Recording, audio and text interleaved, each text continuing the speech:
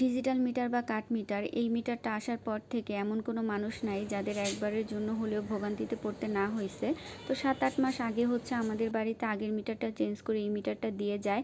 তো তখন থেকে আমাদের বাড়িতেও ভোগান্তির সৃষ্টি হয়ে যায়। তো যেহেতু এই মিটারটার দায়িত্ব আম্মু আমার উপরেই দিছে, এখানে আমি প্রতি মাসে টাকা ভরি। দেন টাকা ভরার সময় অনেক প্রবলেম দেখা যায়, যেমন হচ্ছে টাকা আসে না, তারপর অনেকগুলো ডিজিট টাইপ করতে হয়, আবার টাকা ভরলে ওইখান থেকে 150-250 টাকা কেটে নিয়ে যায়। তো এই ব্যাপারগুলা কিন্তু অনেক বেশি খারাপ লাগে।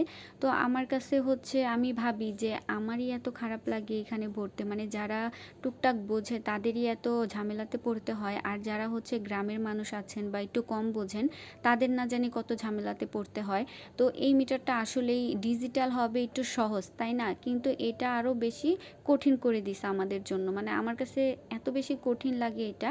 তো আবার হচ্ছে কোনো এক সময় গিয়ে অনেকগুলো ডিজিট টাইপ করতে হয়, ওই জিনিসটা তো আরও বেশি ঝামেলা।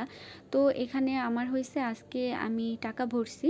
তো টাকা ভরার পরে হচ্ছে একটা নাম্বার, জাস্ট একটা নাম্বার ভুলের জন্য অন্য জায়গায় চলে গেছে টাকাটা অন্য কারো মিটারে। তো তারপর আমি কি করব চিন্তায় পড়ে গেছি। দেন আমি হচ্ছে আমার বান্ধবীকে ফোন করি, তারপর ও আমাকে বলে ওদেরও নাকি একবার এরকম হয়েছে। দেন ওরা হচ্ছে কারেন্টের অফিসে যোগাযোগ করার পরে ওনারা কোনোভাবে ওইটা ম্যানেজ করে দিছে।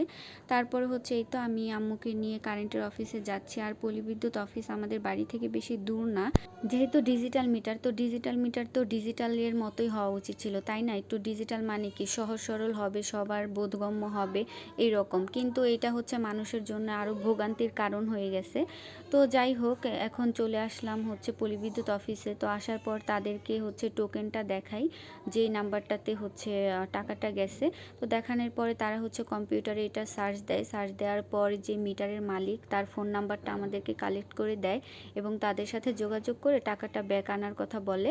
তো বাসায় আসার পর হচ্ছে তাদেরকে কল দেই, কল দেওয়ার পর হচ্ছে যদি ভালো মানুষ হয় তাহলে তো অবশ্যই ফেরত দেয়, আর যারা যারা দিবে না তারা তো দেয়ই না। তো আমরা কথা বলছি, তো সে বলছে দিবে।